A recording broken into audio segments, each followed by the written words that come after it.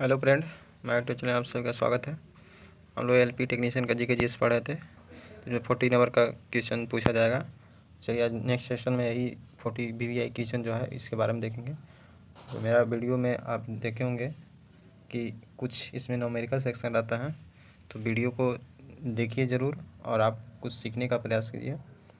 अगर आप यहाँ पे न्यूमेरिकल नहीं बना पाइएगा तो एग्ज़ाम हॉल में भी मिलेगा, तो आप उसको सॉल्व नहीं कर पाइएगा। ठीक है, तो क्वेश्चन को समझना और न्यूमेरिकल बनाना बहुत ज़रूरी है। अगर आप ऐसा नहीं करते हैं तो आपको दिक्कत का सामना करना पड़ सकता है। ठीक है, चलिए वीडियो के माध्यम से देखते हैं। और जो भी मेरे दोस्त अगर नए हैं तो चैनल को विजिट कर लें और मेरे चैनल से पढ़ें।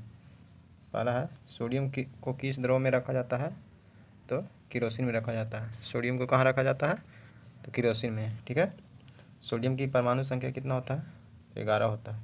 कितना होता है, 11। द्रव्यमान संख्या का है तो कितना होता है, 23 होता है। कितना होता है, 23 होता है। और सोडियम की 12वीं कक्षा में इलेक्ट्रॉन की संख्या पूछे तो इसका विन्यास निकाल दीजिए। 1s2 2s2 2p6 कितना हो गया, 6 और 4 10 3s1। ठीक है, तो इसके 12वीं कक्षा में कितने इलेक्ट्रॉन होते हैं, तो 1 होते हैं। ठीक है, नेक्स्ट, फ्यूज का उत्तम तार निम्न में से किस धातु का बना होता है, तो हो जाएगा तांबा, टिन और शीशा। ठीक है, ऐसे मेनली रूप से शीशा और टिन का ही फ्यूज मेनली रूप से सबसे उत्तम माना जाता है। बट ऑप्शन में कुछ मात्रा में टिन भी रहता है और तांबा भी हल्का रहता है, कुछ मात्रा में न के बराबर 0.02% के आसपास तांबा इसमें रहता है, तो इसलिए ऑप्शन नंबर सी बेटर होगा। ठीक है, तो फ्यूज उत्तम तार किसके धातु की मिला है, तो तांबा, टिन और शीशा। अगर आप ऑप्शन में आपको तांबा, टिन, शीशा मिले और शीशा और टिन मिले तो आप प्रीफेयर तांबा, टिन, शीशा को कीजिए। ठीक है, नेक्स्ट, लाल और हरा रंग को मिलाने से कौन सा रंग बनता है, तो लाल और हरा को मिलाइएगा तो पीला बनेगा। ठीक है, जर्मेनियम क्रिस्टल से आबंध है तो ये होता है सहसंयोजक बंधन।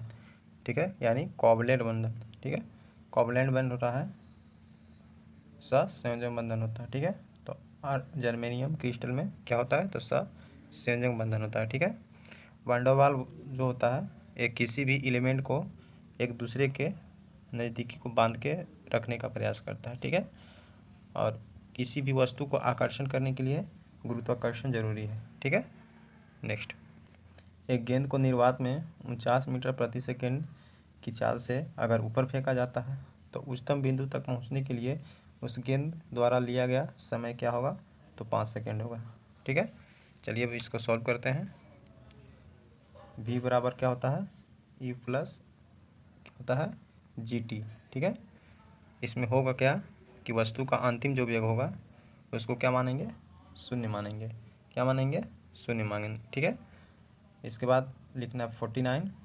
ठीक है, प्लस g का मान क्या होता है, तो 9.8 होता है। ठीक है, इसके बाद t लिखना है। ठीक है, क्योंकि हमसे टाइम पूछा है। इतना बराबर क्या होगा, 0। अब इसको आप कैलकुलेट कीजिए। कैलकुलेट जब कीजिएगा तो आपको आएगा 49 इक्वल टू -9.8। ठीक है, टी हो गया। अब जब इसको भाग दीजिएगा तो 5 बार में कट जाएगा, क्योंकि माइनस में आएगा, इसलिए दूरी कभी माइनस नहीं होते हैं। ठीक है, तो इसलिए 5 होगा।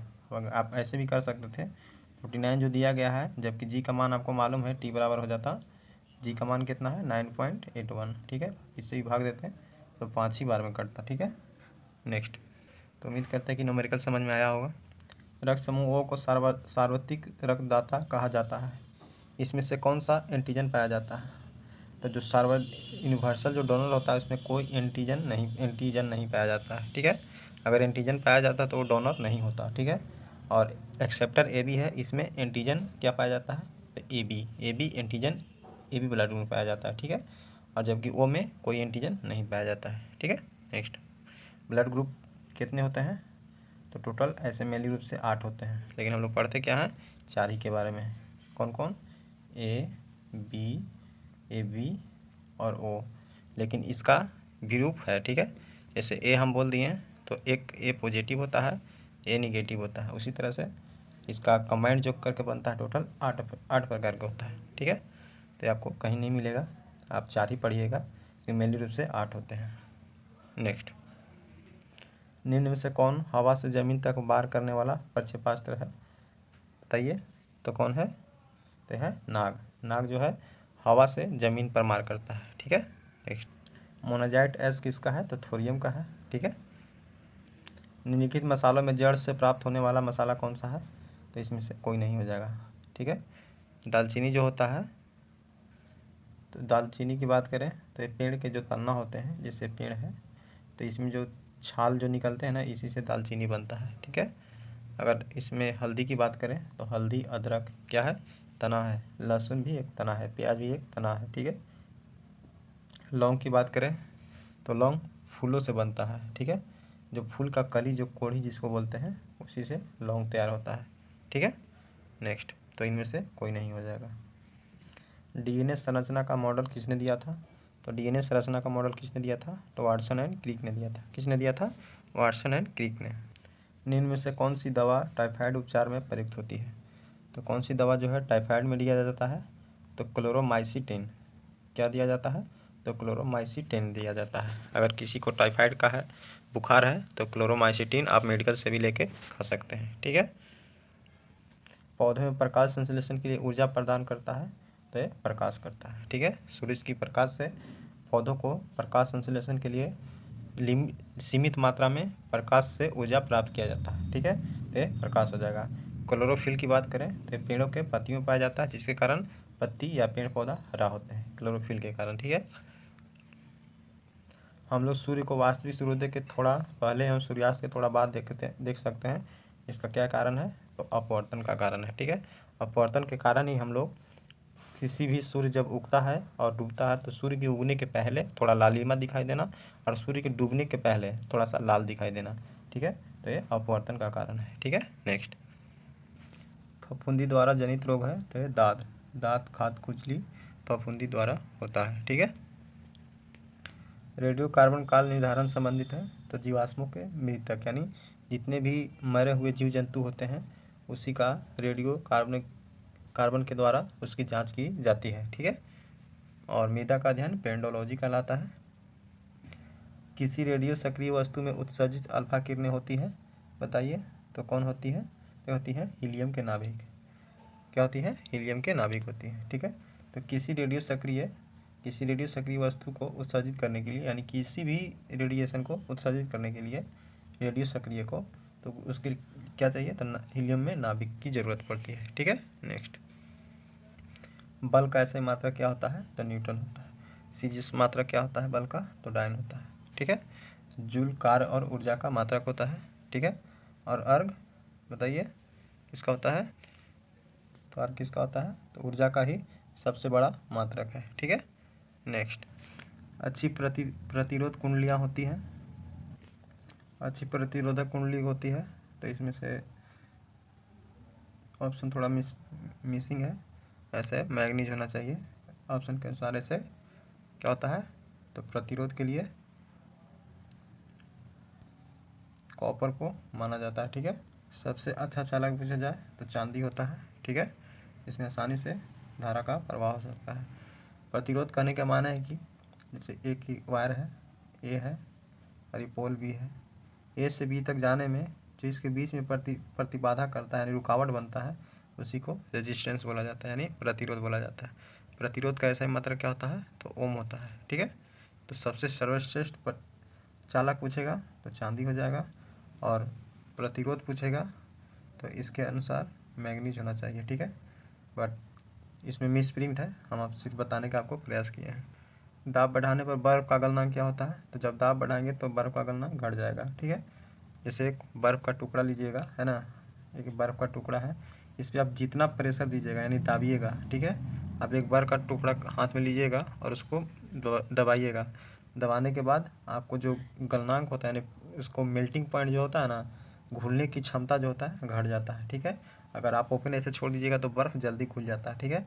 तो अगर दाब कम करेंगे तो क्या होगा? बर्फ़ का गलनांक बढ़ जाएगा। अगर दाब बढ़ा देंगे तो बर्फ़ का गलनांक क्या होगा? घट जाएगा, ठीक है। नेक्स्ट, किसी भी धातु की अधिकतम चाल कितनी हो सकती है? तो किसी भी धातु की अधिकतम चाल कितना हो सकता है? 3 × 10⁸ मीटर प्रति सेकंड हो सकता है, ठीक है। ये प्रकाश के ही चाले अधिकतम होता है। ग्रहों को उनकी कक्षा में बांधे रखने वाले बल को क्या कहते हैं?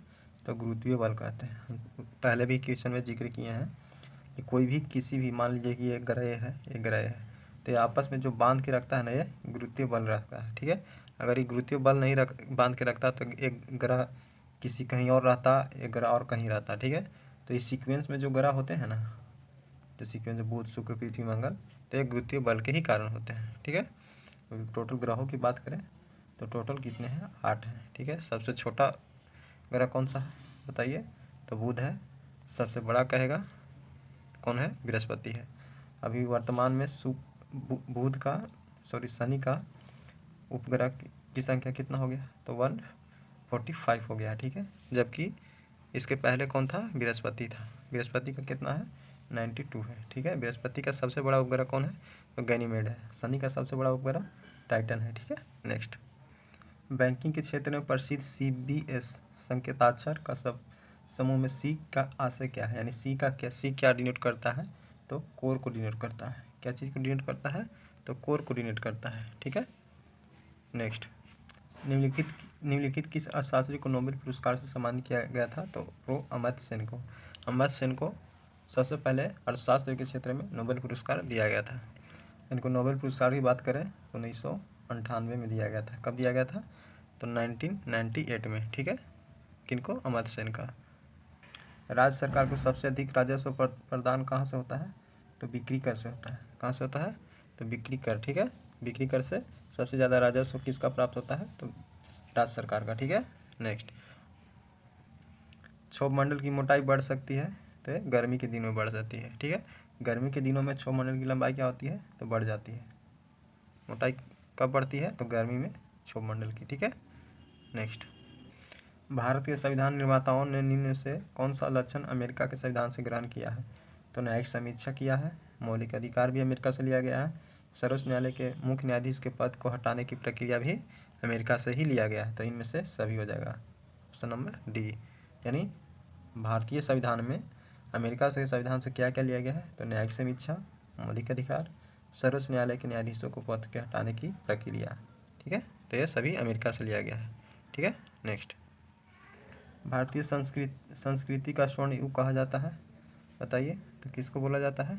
तो गुप्त काल को बोला जाता है। भारतीय संस्कृति का स्वर्ण युग काल किसको बोला जाता है? गुप्त वंश।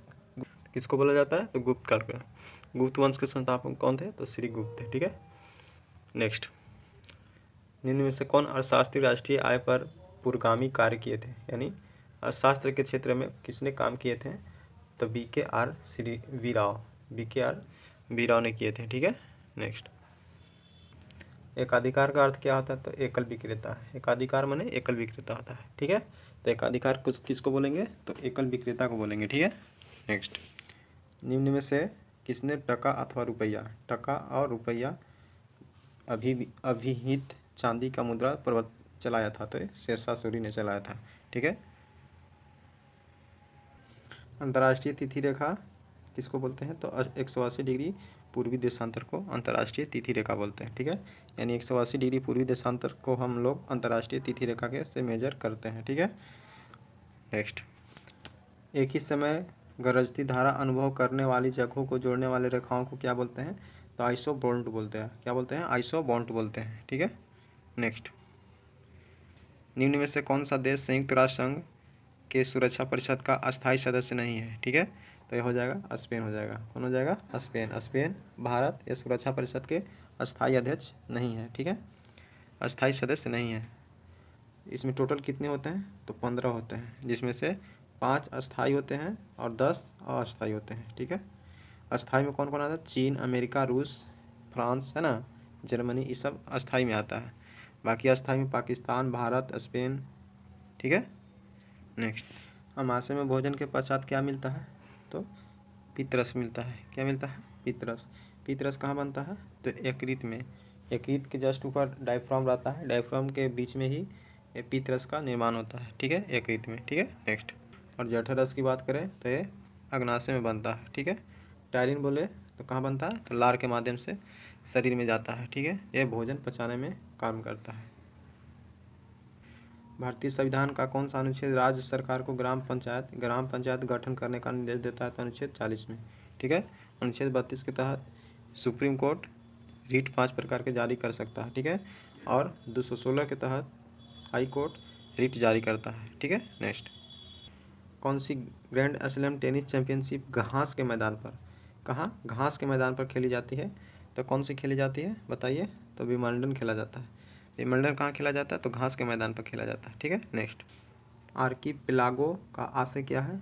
तो आर्कीपिलागो क्या है बताइए? तो आर्कीपिलागो एक द्वीप है। क्या है? द्वीप है, ठीक है। नेक्स्ट, भारत सरकार द्वारा प्रयोग में आने वाला शक संवत किससे प्रारंभ किया गया था? तो शक संवत किससे प्राप्त किया गया था? तो कनिष्क का। शक संवत का शुरुआत किससे हुआ था? कनिष्क के शासनकाल से हुआ था, ठीक है। और शिलालेखों का अध्ययन कहाँ मिलता है? तो अशोक के शिलालेखों में। साइना नेहवाल किस खेल से संबंधित है? तो बैडमिंटन खेलती है। साइना नेहवाल क्या खेलती है? तो बैडमिंटन खेलती है, ठीक है। नेक्स्ट, मिट्टी और पत्थर के टुकड़ों को पहाड़ी के तल की ओर गमन करना कहलाता है। तो मिट्टी और पत्थर के जो टुकड़ा पहाड़ी के तल की ओर गमन करना क्या कहलाता है बताइए? क्या कहलाता है? तो मृदा अपरदन इसको बोलते हैं। जैसे ना देखते हैं कहीं सुनेंगे पहाड़ टूट गया है, ठीक है। तो जो पानी जो जाता है तो इसको बहाते बहाते ले जाता है, तो इसको मिट्टी वहाँ का जितने भी रहते हैं कण उसको बहा देता है, इसको अपरदन बोला जाता है, ठीक है। तो दोस्तों ये रहा 40 नंबर का जीके जीएस का रेक्टिफायर। उम्मीद करते हैं कि आपको इस सेशन पढ़ने के बाद आपको जीके में कोई प्रॉब्लम नहीं हुआ होगा, और जहाँ तक मेरा प्रयास रहता है कि आपको अच्छे से कंसेप्ट दूँ, ठीक है। तो अगर वीडियो अगर अच्छा लगे तो ज़्यादा से ज़्यादा लाइक करें, और जो भी नए दोस्त हैं बार बार जाते जाते यही कर रहा हूँ कि मेरा चैनल को ज़्यादा से ज़्यादा सपोर्ट कर दें, ताकि ये मेरा हक है। तो आप अच्छे से पढ़िए, और इस सेशन को पढ़ने के बाद आपको जीके जीएस में कोई प्रॉब्लम नहीं होगा, ठीक है दोस्तों। मिलते हैं नेक्स्ट वीडियो में। धन्यवाद।